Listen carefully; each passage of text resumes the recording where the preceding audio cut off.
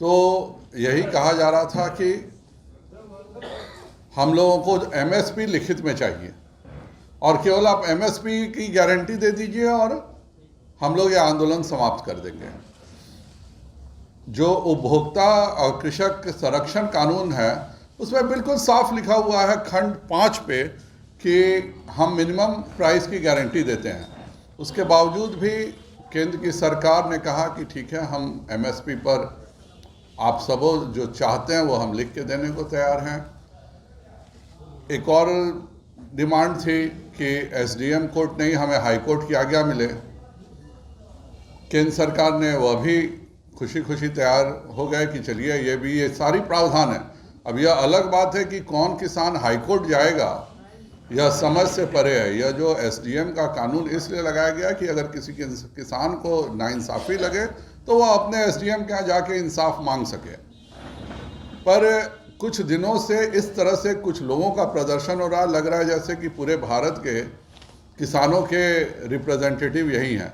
इसलिए भारतीय जनता पार्टी बिहार प्रदेश ने यह तय किया है कि हम इन तीनों बिलों के समर्थन में पूरे बिहार में रैलियां करेंगे और 38 जिलों में हम बड़ी किसानों की रैली या किसान सम्मेलन के रूप में 38 स्थानों पर करेंगे और सभी 243 विधानसभा क्षेत्रों में किसान चौपाल लगाएंगे और जनता को यह समझाएंगे कि क्या बिल है, क्यों इस तरह से केवल पंजाब के ही, हरियाणा इलाके के ही किसान ज़्यादा क्यों कर रहे हैं, इसको भी समझाने की ज़रूरत है और समझने की भी ज़रूरत है।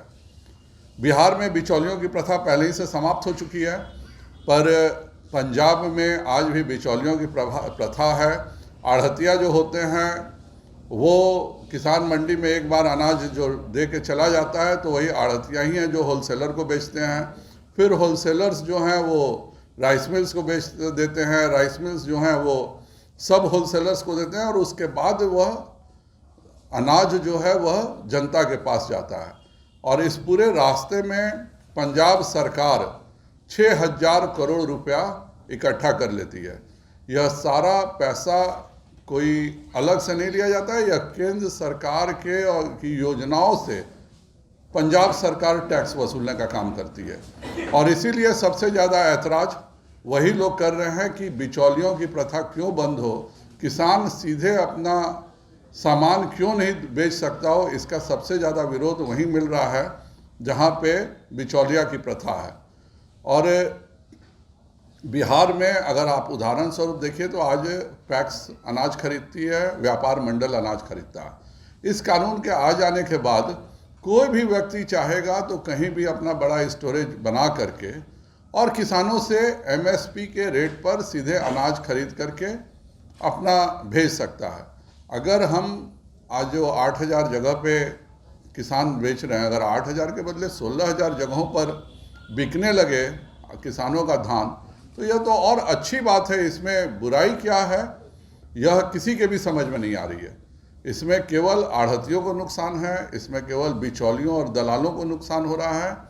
और जो राज्य सरकारें किसान की आमदनी को अपने टैक्स कलेक्शन का जरिया समझती हैं, उनको नुकसान हो रहा है।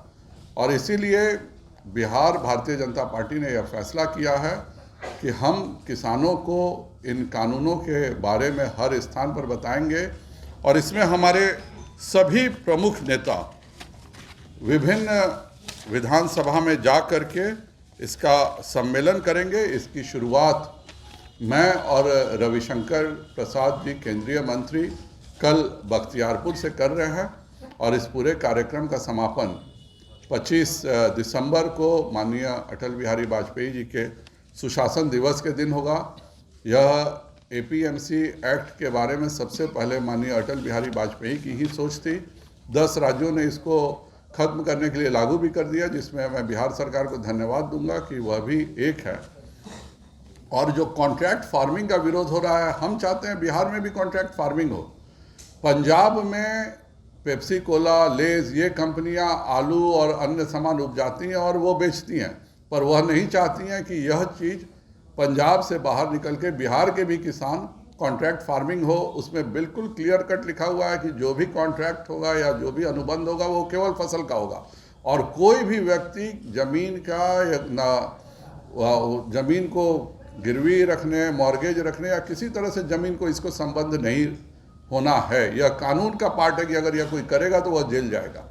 उसके बावजूद भी इस पर दुष्प्रचार किया जा रहा है, और इसलिए सभी केंद्र सरकार के मंत्री, मैं पढ़ भी देता हूँ, गिरिराज जी 5 स्थानों पर, अश्विनी चौबे जी, आर.के. सिंह जी, नित्यानंद राय जी, रविशंकर प्रसाद जी, मैं, सुशील मोदी जी, प्रेम कुमार जी, नंदकिशोर जी, तारकिशोर जी, रेणु जी, मंगल पांडे जी, अमरेंद्र प्रताप जी, जीवेश मिश्रा जी, रामसूरत जी, सभी विभिन्न स्थानों पर जा कर के, और हम किसानों के समर्थन में जो केंद्र सरकार ने बिल लाया है उसके समर्थन के लिए पूरे बिहार में आह्वान चलाएंगे, और बिहार के जनता के तरफ से केंद्र सरकार को धन्यवाद देंगे कि जो केंद्र सरकार ने 2022 तक किसानों की आमदनी दुगुना करने का लक्ष्य रखा था, और एमएसपी और किसान सम्मान निधि और अन्य माध्यमों से वह 1.5 गुना किया जा चुका है।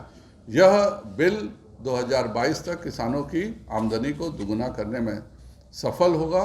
इसी के लिए मैं बिहार की जनता से अनुरोध करता हूं कि वो नरेंद्र मोदी जी का साथ दें। धन्यवाद।